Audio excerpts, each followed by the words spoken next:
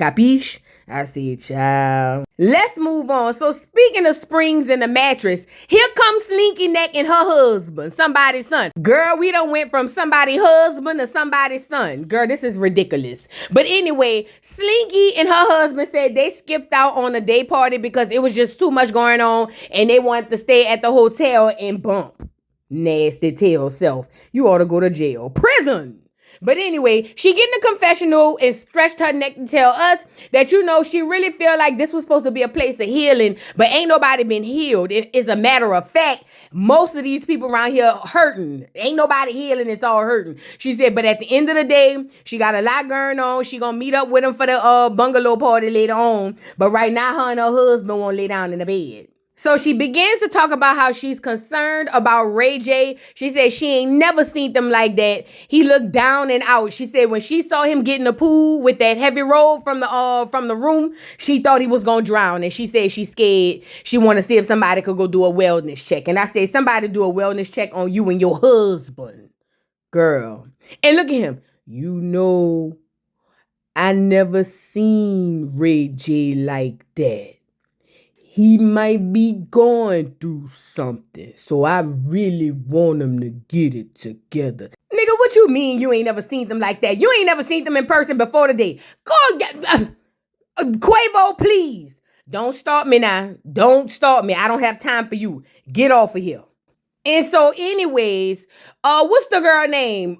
Shay Dummy done called her brother because when she seen Allan pulled up, she said she just had to buy him a ticket to get him down there so he can confront Allan. And once again, another woman is taking care of MJ. MJ, you are broke, busted, disgusted, and all you own is hats and a little bit of audacity. I don't like this. I really don't. Now, the fact that your sister had to tell us she bought your ticket and your room and your food, room and board and everything, I don't too particularly like that, but she thought I glossed over it. Didn't. Heard it. Talking about, I want you here because Allan is here and I don't care what Amara thinks. I want you to work it out with her and I want you to talk to Allan and confront him because he's been a thorn in my side because she don't know no better.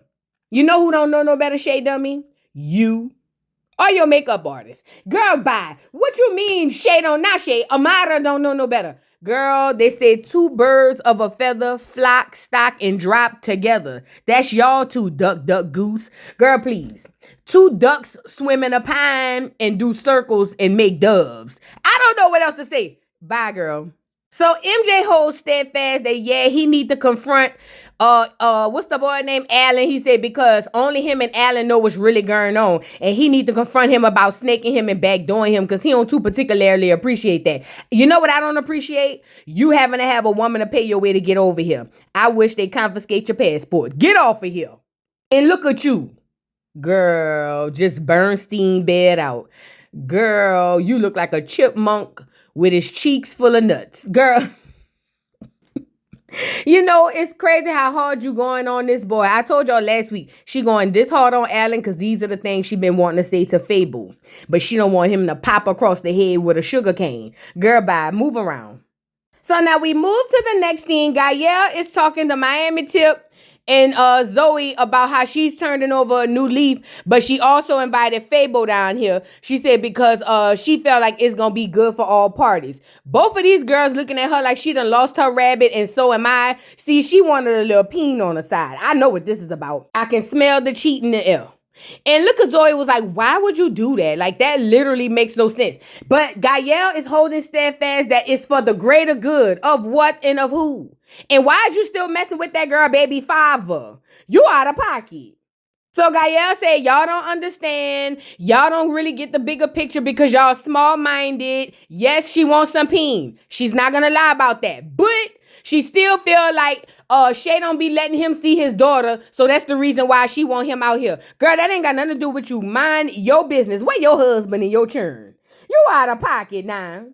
And here come Pot Roast. What's going on? What's going on? I thought somebody said brownies. I checked my face. Nigga, what do you want? So they told him, oh yeah, Gael done invited Fabo. And he asked Gael, why would you invite him? And then is you still smashing? Gael say, of course I'm still smashing him. Why did you think I invited him out here? And look a trick. You was sad. All the men in the world to mess with, and you go mess with Shay baby daddy. This is a shame. Well, shut up, T-double-D. Who are old lady you was messing with back in the nowadays? You don't get the judge. I mean, I get it, but no. And here come Bobby. He must have smelled a fight on the way. Bobby Lights, let me say this about Bobby Lights. At first, Bobby Lights used to get on my nerves. But I love Bobby Lights, y'all. He done converted me. I love Bobby Lights. Bobby Lights, I used to hate you. Not hate you, but you got on my nerves. But I just want to say I want to profess my love for Bobby Lights, girl. But anyway, Bobby Lights come over there and they tell him she invited Fabo and he feels some type of way. He was like, because why is you inviting this girl, old man? And you know it's going to be a lot of beef. Like this was supposed to be a healing trip. And Gael said, but Bobby, you don't know. I'm Gael. I'm Haitian. I make it right. But Bobby don't want to hear it, right? So Gael storms off and was like, I don't have time to keep playing with y'all. Y'all don't know what y'all talking about. She talked to the voodoo lady and the voodoo lady said, if she throws sand in his dreads, he gonna always come back. So she said, y'all leave me alone. Y'all don't know what's going on, okay? And look at Pinky Dog. Hey, what you like? Me no deal, $5. $5 full set. You want full set? Girl, that's how she sound. You want tequila? Full set, I do for you. You sound a mess. Girl, bye. But she happened to confessional to say she's going to table to talk with her sister. She said because her sister just don't understand that, it ain't no hard feelings. You stole that lady whole personal identity, girl. We don't want to hear it, Chung Lee. So Bobby goes over to Flo and was like, bitch, tell me why. I just found out that your sister Gael done invited Fabo down to the doggone beach. And Flo feels some type of way. She was like, she did what? Why would she invite him over here? Like, this is ridiculous. Now, did you smash him too, Flo? Because you and your sisters share men's and veg juice. I'm trying to see something. But anyway, they get the toasting, girl. Everybody's drinking, even Bobby, even though he said he was sober. I told y'all Bobby was sober for 3 minutes. He back drinking, girl, having a gay old time. Insert pun. I don't want to say no pun intended. I want the pun in there. Having a gay old time, okay? So in walks Slinky and her dependents. They say you're supposed to hold your child's hand and look both ways as you cross the street. So she did that part because she don't want no child neglect, issues going on around here. This for the hating hoes in the bike. That's me. She made sure she held his hand. She might have put a little leash on him. Who knows? And look at Bobby. I think Bobby is I like him now. Bobby, how did you do this to me? Girl, why is Bobby swaying in the wind with his hips, girl? With a shot in a Corona, bitch. This ain't Mexico, Bobby. What is you doing? Go get a Heineken or something. So just like the timer on a microwave, Hot Pockets pops up and everybody's like, oh my God, what is she doing here? In particular, Bobby, because he's just like, I know I smell pepperoni and ham and cheese. Who invited Hot Pockets? And Hot Pockets was like, why you didn't invite me? That's the question. I am family. We are a family like a giant tree. And Bobby said, we not no family because I didn't appreciate the way you was laughing at me and caused all this stuff with Swerve when he threw that water on me. I had caught a flashback and thought I was in a bathhouse and I almost got turned on, but I realized that was my cousin husband. Why would you laugh at me and throw me under the bus and say that I was the one who did all this stuff and pin this on me? And she said, boy, I ain't pin nothing on you. You did what they said you did. Then Bobby asked Zoe why she invited Hot Pockets, and she said, because I didn't know y'all was beefing for real. Like, that's y'all family, right? What's the big deal? And Bobby was like, that's what I'm talking about. Everybody inviting all these plus ones, and it's ruining the trip. And I said, poor Bobby Lights. Oh, don't do that to Bobby, yo. But anyway, they gonna make up. They always do. So he asked Gael, should Hot Pocket stay? And she says, no, we have pizza rolls. She's got to go. But then everybody was like, nah, Hot Pockets don't have to go. Even T-double-D said that. He said, no, that girl is family. She don't have to go nowhere. Okay? And Bobby Lights was just like, okay, I guess. But Bobby, just let it stall her out, Bobby. Let her live. You all right. You should be drunk by now anyways. And here comes Slinky inserting her 2 cents from way around the corner at another restaurant talking about, Bobby, this is supposed to be a place of healing and Hot Pockets is family. So, we need to just let this go and allow Hot Pockets to stay. You let it go. And I mean that lady's son. Let that go. That's what you do. Bye, Slinky, please. Not now. Come back later. So in walks Chiquita La Dummy. Yes, Chiquita Banana, Chiquita La Dummy. Amara and her husband. Nope, I'm sorry, that's that other lady husband. And her baby daddy. And it was the way they made an entrance for me, like as if they were like the couple to be. She's your Hades. Girl, so anyway, Zoe sees that and was like, I'm so sick of this Rico Suave, Pavamente, whatever she called them. Girl, Ninja Turtle head ass nigga. You know what I'm saying? She was like, I'm tired of him, girl. I'm just so tired of everybody and their baby daddies. And you know what? Me too. I am too. But this makes Flo feel some type of way. Flo was like, I know she lying. So Flo hopped in the confessional, was like, I know Allan is not over there with that girl. How is he gonna do this to me? Well, he got churned with her. And where's Marlon? I want Marlon on the beach. Go find Marlon, girl. You wrong. That's that girl baby daddy. You thought when he was pillow talking to you, he really was gonna be with you? That's your problem, duck, duck, goose. That's why Marlon been playing on your top. So back at the scene, she was like, you here with her? You here with her? And he like, yeah, bitch, I ain't even like you for real. And she was like, how could you do this to me? How could you do this to me, Allan? You taught me how to fry plantains. And then you're going to turn around and go back with her? Of all people, her? Now, them hoes get to going back and forth, girl. It's World War I already starting again, girl. And Allan is sitting there with a smirk on his face saying he ain't got to explain nothing to nobody, not even Amara. And I said, sound about right. I ain't even asked you to explain nothing to her because you don't. You don't have to explain nothing to her. Nobody has to explain anything to her. He's right. I'm with him when he's right. So Amara was like, I don't care. I don't care. He's my baby father. I have 2 kids. I have 2 girls with him. He's gonna give me 2 boys. Like, I don't care what you're saying, Flo. You need to go and find your baby daddy. Where's Marlon? Go find Marlon. I left him for you. Like, I don't care what you're saying, Flo. And I'm just sitting here saying, you wore yellow. You should have wore green. I ain't bull crapping. And Gael feels some type of way because she said, yeah, me and my sister beefing, but at the end of the day, that's my sister. I'm not about to let nobody play with my sister. So in jumps Gael. Now Gael jumping out the window saying she not gonna let nobody play with her sister. And at the end of the day, that's still her blood and that's how I go. So then Flo said, girl, while you over there standing behind him and trying to stick beside him, he told me that your coochie stink. And I said, he did what? Do you understand the level of windmill my arms would have went to doing if, girl, listen, you could talk about a lot of things with a girl about me, but talking under my dress to another woman?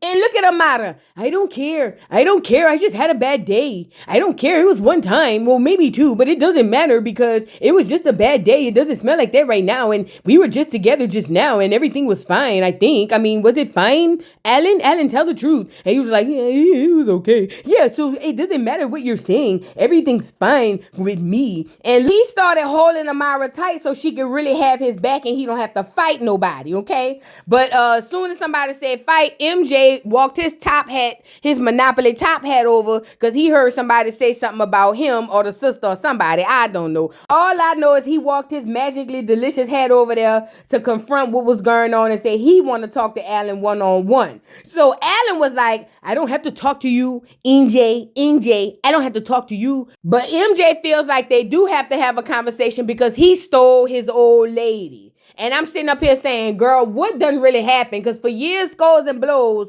we thought that it was something, but we finding out it's something else. And here come, what's the girl? Miami Tip. But you wrong. You over here messing with all Amara's ops. You know she's slow. Why would you do that? You shouldn't have been doing that. And Allan said he not clearing nothing up. And it just is what it is. And he don't have to. And at the end of the day, he's right. He don't have to. There are 0 requirements from Amara Le Dummy. So why would y'all think y'all gonna be able to set requirements on him when his old lady don't have no, nope, I'm sorry, not old lady. His baby mama don't have no requirements on him. You think he unbuttoned that shirt down like that to come out here and play with y'all? He did not. He did not. He would have buttoned it all the way up to the top if that was the case. But anyway, Amara was like, but Mina, I don't understand. Like, you're jumping the whole situation. Like, what do you want to take from this? Like, what do you want me to take from this? And basically, Mami Tip was like, you deserve better, dummy. And she was like, well, my mother told me I was dumb as a kid and I just kind of went with it. So I don't know what you want me to say. Like, I don't know. So anyway, girl, Gael jumps up and was like, oh, since you want to go there, Allan, tell me why I got a picture of you and your little Petey bird. Yes, she did. And she went to showing it to everybody and said that her and Allan been texting back and forth. Now, I don't know if she slept with him or she hopped on it, but she said he definitely was texting her. And she showed the receipts to Zoe and them. And Zoe was like, oh. So now back in Miami, Shay Mama meets up with Mike Nasty. I like Mike Nasty, and it's scary because he answered too many perfect questions and he seemed too perfect. His little thing must be small or something. I don't know. It's got to be a drawback somewhere. Maybe it's my toxicity. So anyway, the mama said she was so happy that he invited her out to dinner. She said Fabo would have never even done that. He don't even have money to pay for Popeyes, so she know he would have never invited her. But she's happy to see Mike. She said she likes her some Mike. He's a good man, Savannah, and she want to see what's going on. So Mike was like, I brought you here, mother-in-law. Niggas say that when they trying to get in. I was supposed to be here with your daughter, but she went on a vacation. He was like, but since then, I thought I'd take out the second best beautiful girl in the world, and that's you. I say, oh, yeah, that nigga got to be a scammer or something. He too perfect. I don't know. Something is going on.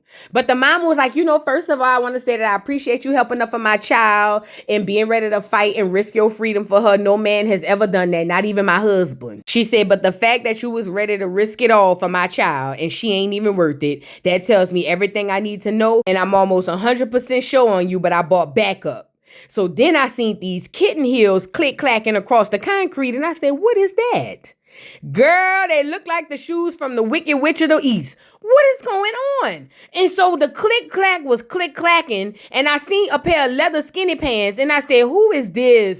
What is going on? Turns out it's Mama D. Mama D is the reinforcement for I forget Mama Shay name, but we gonna call her Mama Shay. And she said she's here to check out this Mike Nasty dude because Mama Shay been talking too positive about this guy. And she said that her son is the best candidate for Shay. So she coming to see what's going on for herself. Okay.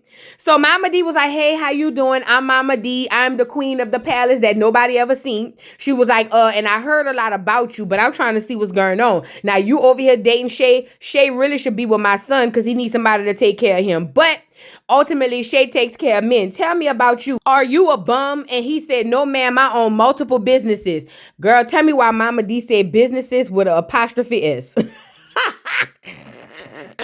Hooked on phonics works for me. Girl, Mama D is crazy, girl. From giving little Skrizz a fraternity test to see if he having a Q or a Kappa to businesses in the plural form with an apostrophe S. Girl, you gotta love the DeKalb County school systems, huh?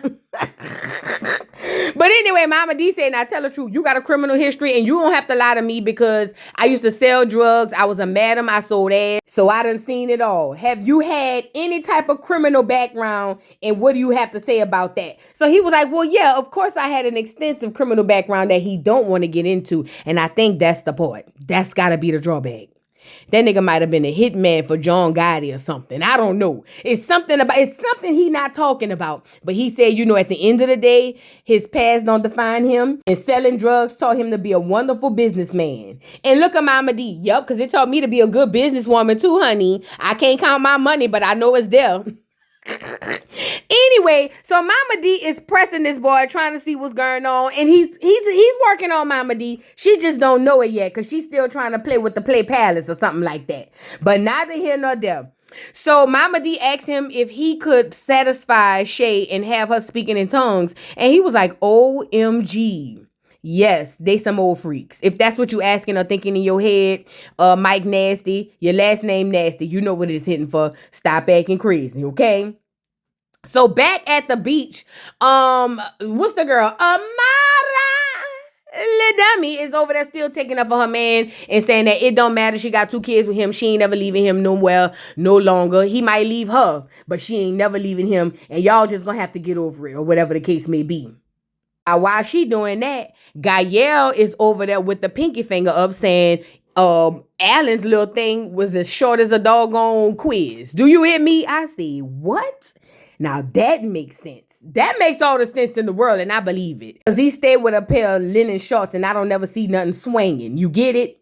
So Amara popped in the confessional to say, you know, these girls are really like hating on my relationship with Allan. Allan says he loves me today, so I'm going to go with that, and I don't care. He's the father of my girls, and I want to have more kids. So yes, I love Allan, and I know I look dumb, but I don't care because I'm la dummy. It's in my name. So then it was a quiet whisper. Then I heard, ring the bell, da said I done tell ya. I said, girl, look at Fabo. Fabo done put his dreads up in a ponytail to come out there. Gael said she invited him thinking he gonna snuggle in her bed. But not tonight, Fade. He coming there to get his family back. He need a place to stay. So Gael walks up to him and say, hey, Fabo, how you do? And he said, hey, nice to meet you again. Thank you for inviting me, but I'm here for Shay. Oh, girl, you almost ready to be in a dummy squad, guy. Yeah, you can't, you slow. And look at Shay Dummy in the confessional. Now her whole attitude done changed. The producer asked her, girl, so tell the truth. Do you know about him and Gael having any type of relationship? She talking about, I don't want to answer that. That means yes, producers, absolutely. So he walking up to her and she trying not to smile or smirk, but she's just so happy and tickled that for the first time in her life, a man has ran behind her. But I don't think that's quite what it is. It was a free ticket by Gael in Love and Hip Hop. That's the only reason he there. He wouldn't have been there. So anyway, he asked her, he was like, come on, give me a hug, girl. Give me a hug. I have oxtails. Give me a hug. So she hugs on him. T-double-D in the background saying, we see you smiling, girl. You ain't got to hide it. She trying to act all hard, even though she's soft as cotton at this moment. And it's just giving, go lay down. So he asked her, can they talk? And she said, I'm not going to talk to you right here in front of all these people, girl. The mic is on. You might as well. But anyway, so they decide they're going to go off to the side and have a conversation. And I'm over here saying, okay, the same stuff you mad at Amara for, you doing. Now, he said he coming to get his family back. Fabo, you did not come to get your family back. No, you didn't. You came to get your key back to the front door. Stop with all of that, Fabo. Stop. And why you got people thinking you bought her a Tesla when that lady already said it was her Tesla and she took it back? Y'all got to stop. And look at Amara. See? You guys, mira. You talk about me, but she loves her baby daddy. We're just going to be baby daddy girls, and we're going to go with our baby daddies. And you guys, you need to just mind your business when it comes to our baby daddies. And Zoe was like, girl, amen. I don't want to talk to none of you ducks, none of you dummies about your baby daddies. Me neither, girl, at this point. Don't. So anyway, Bobby Lights come over there and say, well, Amara, since you opened your mouth, I have a few questions. What's going on? I heard that Allan backstabbed MJ and that was supposed to be his best friend. And then you turned around and slept with that boy best friend. What's going on? Is you around here sleeping with people, husbands, friends, and cousins and all of that? And Amara was like, Mina, I love MJ. I love his family and I love Shay, but that's not what happened. You don't really know what's going on. It's kind of difficult, but it's still, you don't know what's going on. You're just speaking on something that you don't know. I love Allan. He's the father of my kids and he's who I'm going to be with. Yes, I was with MJ first, but I don't care. And so here comes Shay brother. Hold on. I don't know what's been said, even though I've been listening the whole time. But I just want to say, I want to take time out to talk to this man and we can have a one-on-one. They could do it with security or without security. I ain't going to fight though. But still, it don't matter. We need to do a one-on-one and figure it out. And here come Allan. I don't have to say anything to you, NJ. I don't have to say anything to you. Like, I'm Dominican. You black. Like, I don't have to say nothing to you. She's with me. So I don't care. Like, there's nothing to talk about. And so MJ was like, we need to talk. And then MJ kind of if that. Allan tried to act like he wasn't scared, but he was definitely scared. Without a doubt. And security came out there to get behind him or get in front of him. And Allan was talking his shit naive. Don't get me wrong. I don't think MJ ever had a fight. But when MJ jumped on you or jumped at you, Allan, you were scared. You ain't got to lie. You were scared, huh? You were scared, huh? Don't be scared. Don't be scared. So anywho, it starts to rain and everybody go to their prospective places. In the Caribbean, it's Curacao in the Caribbean, but typically it rained for 10 minutes, girl, and you be back outside. But everybody ran inside to see if they could seek some type of shelter. Slinky didn't want one of her necks to melt, so you know her and her husband ran first. You feel what I'm saying?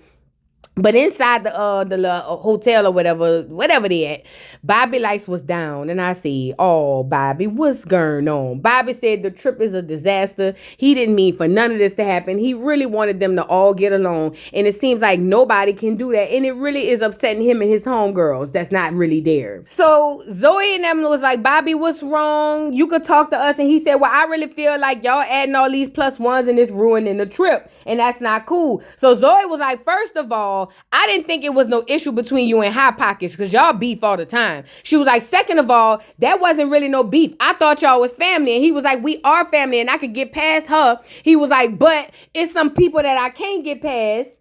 And he looked over to Gael and said, "And it's Fabo. Why would you invite Fabo knowing that that's that girl baby daddy and you know she crazy? Why would you invite her?" But Gael was like, "I did it because Fabo need to talk to Shay and that's all." And he was like, "But you wrong, Gael. You ruining the trip. I should have never did this trip with you." Whoop de whoop. And Gael was like, "They don't understand." No, Gael, you don't understand. And I don't expect you to understand because you don't want to understand. At the end of the day, it just is what it is. Leave people, baby daddies, alone. They got some single men somewhere in Miami, don't they? Girl. Now, in the next scene, Shay's talking to her baby daddy, Fabo, and she was like, "So what's up?" And he basically told her straight up, "I want my family back." And she was like, "Well, you want me to act like I'm not like flattered that you want your family back because I am. I was praying to God and everybody that you come on back." She was like, "But it's a few things we need to discuss before you come on back." And so he was like, "What do you want? What do you want?" And she basically tells him how he keep cheating with this one and that one and she can't trust him. And he's like, "Girl, that's in the past. Leave that alone. You got to let social media alone and just move on with life so we can be happy together for the next 30 days until I get my apartment." So then she was like, "I heard you on the phone telling some girl you coming to see her with Jaya in the car. Then I heard you hang up with her and tell some other girl that you coming to see her and you dropping off peen like UPS. And that was very disrespectful. And I don't too particularly appreciate that because you say you love me and you really don't." And he was like, "Listen, girl. Listen, girl." He said, "I love you. I want to be with you.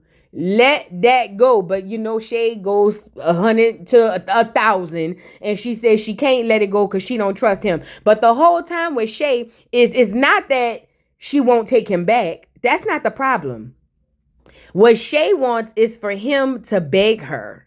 She wants him to come back groveling, or is that the word you say, at the knees? And he's not doing that. And that's bothering Shay. Shay, you barely, this is the first time you got a man to even come back to you and say anything. You got to be, look, beggars can't be choosers. You got to be lucky, okay? So he gets up and walks away because Shay was like, "You was just on my line telling me you love me and you want to be with me. Now you over there walking away." He said, "And I literally just told you that while I was sitting there. You didn't want to hear it." But she was like, "But you need to come on your knees and say it like you said it on the phone." And he was like, "I'm not doing that." And I don't blame him. Shit, he just need 30 days worth of residence. So she runs up to him and was like, "I've been holding my tongue against you for 2 years. No longer am I holding my tongue. You a BAN and that's that on that. And I don't care." And he was just like, "Man, take this mic off me, man." She want a moment. And now that turns her all the way up. And he's just like, he don't care. He was like, "At first I wanted to be with you, but now that I'm thinking about it, Gael said I can stay at her house for 60 days. So I'm just go over there. I don't have to deal with this. Who you think you is?" And she was like, "But you supposed to love me and you don't really love me." He was like, "I just told you I love you. You ain't want to hear it. So now I'm going to go love on Gael. Take this mic off me, producers. Get that little chipmunk up out of my face. And I don't want to hear nothing else about nothing else." And it's just that on that. Now this leaves Shay dumbfounded. And that don't take a lot. I'm just saying. But she can't believe that he walked away from her. And I'm saying, why you can't believe it, dummy? Like, why? This is like his 50 millionth time and the 50 trillionth nigga that done walked away. Why can't you believe it? And she was like, "Oh, and by the way, Jaya's doing good because you never asked. So you just as dumb as Amara." Y'all with these niggas really on the strength of y'all just want to satisfy yourselves. You really thought that was a flex that you had to remind him that he ain't asked about his child, but you was literally sitting there talking about you was ready to take him back. Oh, and by the way, you was over there dragging Amara for taking back her baby daddy, and this one ain't no better. Didn't I tell y'all she's taking out her anger from Fabo on other people? Get this off of here. So anyway, back at the table, Mama D said that she likes what's his name? Oh no. She said Shay's last boyfriend bought her a Tesla. And she said you need to outdo that. The boy was just like, I ain't buying that whole nothing. Hell, Fabo ain't even buy her no Tesla. Is you crazy? Mama D, that boy fiance already came out and said he didn't buy that. That was hers. So the boy was just looking like, I'ma upgrade her. From a bus pass to a train ticket. Yep, I'ma upgrade her. Go ahead on, Suge Knight. And look at Shay mama. She just so happy she done finally found a man who really care about her child. After all these years, even Shay daddy don't care. But they done finally found one who might halfway care. And this is a lot for Shay mama. And I love this for her because I never seen this lady smile so hard this entire series. Shout out to Mama Shay, bro. But anyway, Mama D says she like him. He can replace the prince of the fake palace, and that she thinks that he's gonna do well with Shay because Shay needs something better than she had anyway. And at this point, when you so low in the gutter and on the ground, there's no other way to go but up. So this is an upgrade. And she says she like Mike Nasty, and if Mike Nasty don't work out with Shay, she gonna come get him and leave Ernest. Now that's a shame. So girl, they done finally got their one-on-one. MJ and Allan. Girl, they meeting at a empty ball. And this is where I get my clarity. So MJ tells Allan that basically he backstabbed him. He said, because at the end of the day, Amara was with me first and you knew it, right? But Allan was like, bro, like, first of all, you telling people like me and you were friends, we were never friends. So it turns out MJ's brother introduced him to Allan, who introduced Allan to Amara because she was buying real estate. But Allan and MJ has never been friends. At best, he's only friends with MJ's brother, but him and MJ were never friends. They was kind of like, cool, by association, if it makes sense. So I'm like, oh, okay, it's still cutthroat, but not as bad as I thought it was from the beginning. So basically, Allan feel like he don't owe MJ nothing because me and you was never partners, and she was fine, and I wanted her, and I had her, and I popped her up twice or whatever. Now, this was the gag. Allan had said that he had to loan MJ $500 because MJ was in Dominican Republic with Amara and he ain't had no money. And it was at that point I said, MJ, you don't deserve nobody. But I've been told y'all he was a leech when he was with her the first time. I told y'all that MJ don't own nothing. He's a man. He's a kept man is what he is. And now I see why Allan don't give a damn, because Allan feel like you my son. I loaned you money. You'll never be a man in my eyes. And anything you want, I can take. I get it. So here come MJ talking about, yeah, he loaned me $500 because I was in Dominican Republic long that I could be. And I had called him and he offered me $500 and I took it. As a man, why is you taking money from another man to take care of your woman? No wonder he punked you, as he should, MJ. This is my thing with MJ. Until you are ready to be a real man and provide for a woman and take care of a woman, you don't get to lay stake in nothing. Don't get me wrong. It's kind of cutthroat. But if I was Allan, I'd have took your bitch too. I ain't even gonna lie. Because you don't deserve it. You was living with Amara, remember? He was living with Amara. She had to kick him out because he won't get no job and all of that. And you supposed to be an artist? Like, come on, man. Struggling artist at best. You deserve what you got, bro. Like I said at the beginning of this doggone video, the only thing you own is hats and audacity. That's it. You don't deserve to have a woman until you become a man, and that's just that. So anyway, he tells Allan that he needs to take care of his 2 women and his kids, and Allan went to jump on MJ. MJ was laughing. I think Allan only jumped because he said something about his wife, not about Amara. I don't think Allan gives a damn about Amara. It's just a game at this point. It really is. It's a game. It's all on, I'm the biggest man. I'm bigger than you. Ha ha, nanny boo boo. You need me. I don't need you. And MJ really sitting there with his hat on, acting like it was a flex that he took $500 from Allan and was like, yep, you give me $5 more and I'll take it and spend it on her again. This is sick and sad. Your mama failed you. She failed you, MJ. You a bum. She failed you. And Allan was like, keep my girls out of your mouth and keep my wife. You can say what you want about Amara, but keep my girls and my wife, keep their name out of your mouth. But they going back and forth. And Allan, I will say I owe you an apology, but I don't. However, comma, I understand. I have a much better understanding of this situation that I had coming in, and now things are falling in line and starting to make sense. Okay. So anyway, they over there telling each other they gonna see each other. Oh, I'm gonna find you the next time, and it's gonna be this, that, and the third, and we gonna fight. But ain't none of them gonna bust a grape because Allan looked like he ain't never had a fight neither. Period, point blank. But I understand now. Even though it was wrong that he introduced Allan to Amara, and then Amara started smashing on him, his loyalty really only lied with Amara, not Allan, because that wasn't your friend. He just wasn't. Now he don't even have two nickels to rub together, so all he could do is rub his hands together like Birdman and hope for the best. But at the end of the day, MJ, you, like I said, you don't deserve no woman. You don't. You a bum. You need to go find you one of them Section 8 girls who gonna just take care of you and love you down to the ground and let you eat their churn snakes.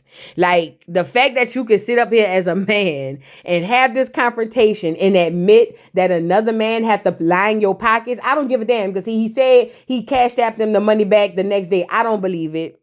And even if you did, as a man, bro, do you know how it would make me feel if I'm on a vacation or a date with a man and he got to go borrow money from another man to make sure that we can continue our date or vacation?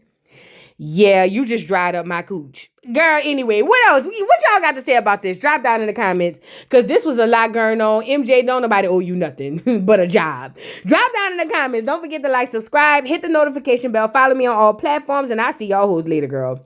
Bye. Mr. Carroll, how you give the voodoo dog time to talk? I don't get no fucking time to talk. Who the voodoo doll is? The nigga you just had up here.